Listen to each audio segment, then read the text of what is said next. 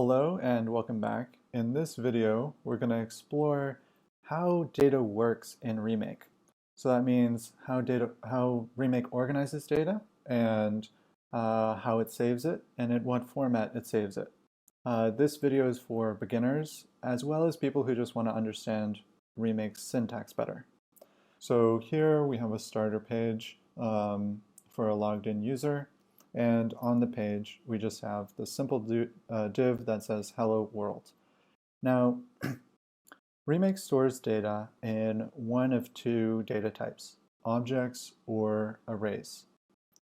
Objects are very simple to understand.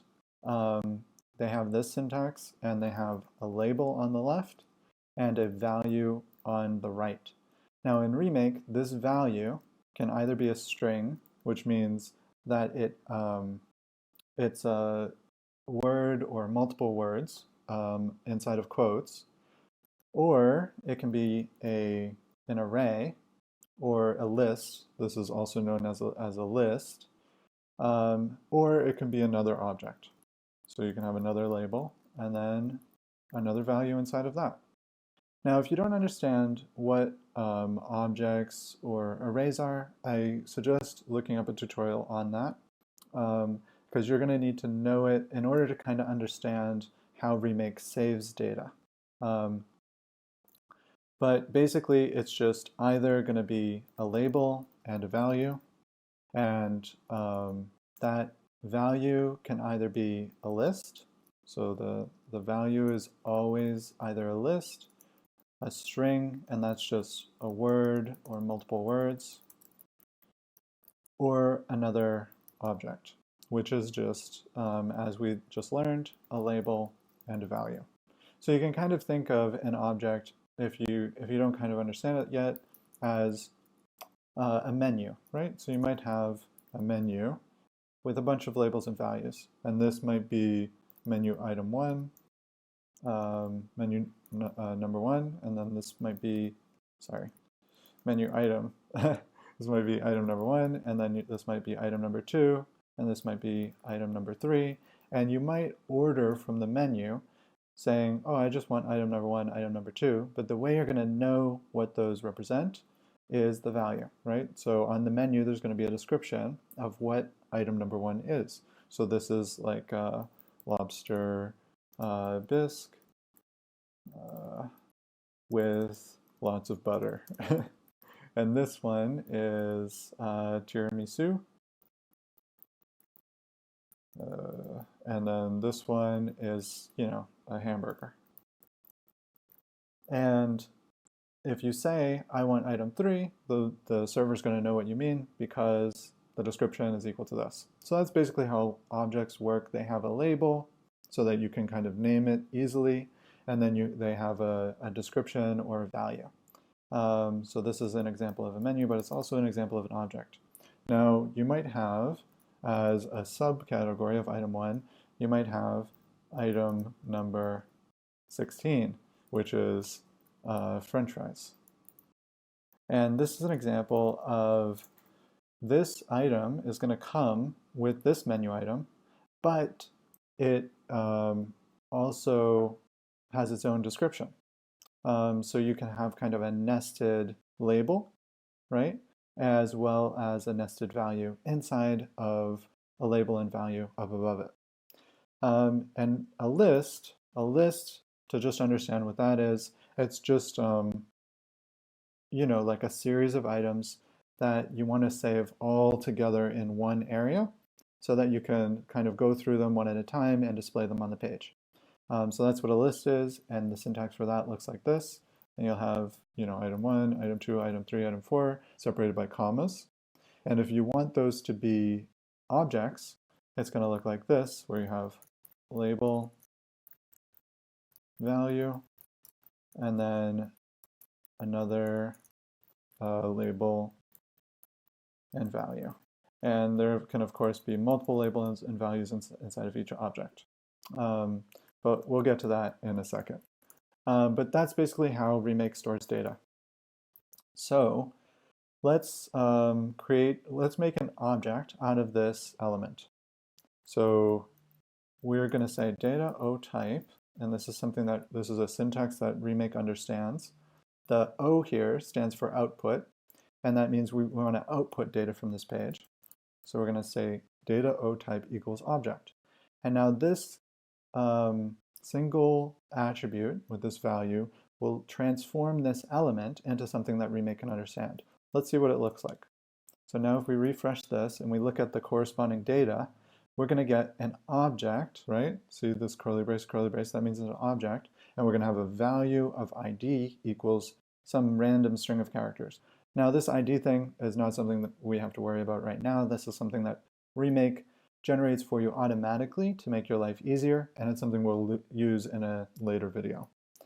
But in order to add a label and a value of our own, we're going to say, and I'm just putting these on new lines just to make it easier to read. We're going to say data O key, and this is how we define the label. So this first part tells Remake that we want to define a label right here, and we're going to say name, and we're going to say equals Jenny. Now if we save that and we refresh the page, now we're going to get our own label and value that we created with the label name and the value Jenny. Now if we want to say, instead of Jenny, we wanted to say something else like hello world, then we put that in there and we refresh the page, and now it says hello world. Now if we want to have multiple keys or labels and values, we can do another one here, and we can say text, and the first one can be, John, and the second one can be hello world. And now we're going to have two. So now we have name equals John, text equals hello world. And that's the basics of how to add data to an element in Remake. The next thing we're going to learn is how to do nested objects. So if instead of having text in here, we have another element, let's just copy this element, and we indent that in there. In order to make this a nested value and not just have its values merged into the element on top of it, we're going to have to give this its own key inside of the parent element. So for the for example, we can say profile info, and then we can say favorite color equals purple. Okay, perfect. So let's refresh, and now we have the name and the text on the parent element, and we have profile info with a nested favorite color is equal to purple. And so this is how Remake works for attaching and storing data on elements. It's going to automatically look at the structure of the data and which element is inside of which other element, and use that to inform how it's going to structure the data that it's going to save. And this is just kind of important for, basically understanding the fundamental process of Remake, which is just going to be extracting data from the page based on its structure and saving it. And once you understand this, everything else, making the page editable, reordering items, all of that becomes incredibly simple. The next thing we're going to look at is lists.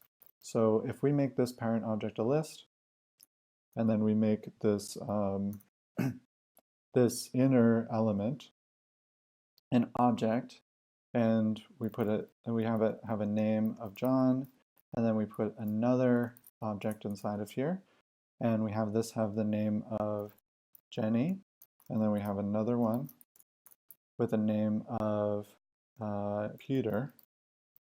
Now when we save this, let's see what happens. Now we get a list with 3 names in it. 3 objects, name John, name Jenny, name Peter. And this is very simply how we're going to add lists to the page. Now, if we want this list to be labeled, how would we do that? Well, we could indent this below another object with data type of object, and wrap that list element in it, and then we'll give this list a key inside the parent object. So we'll say these are people. And now if we refresh the page,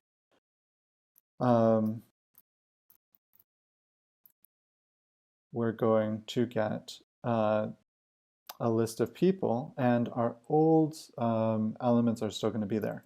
So this is due to Remake trying to keep as much data as possible around for you without losing any data that you might need. But we're going to just go into the user's data and remove that for now. So now we have the label of people on the array of elements. Okay, and that's just about everything you need to know. Just remember that Remake stores data as lists of items, as objects with labels and values, and that the value of an object can either be a list, another object, or a string. And those are all the data types that Remake understands. Objects, lists, and strings. That's it. And it's going to use that in order to add data to the page, and we'll see make the page editable. Okay, thanks for watching. That is fundamental. What you just learned here is fundamental to understanding Remake, and it's going to make the rest of these videos a lot easier to understand. Thanks for watching, and see you in the next video.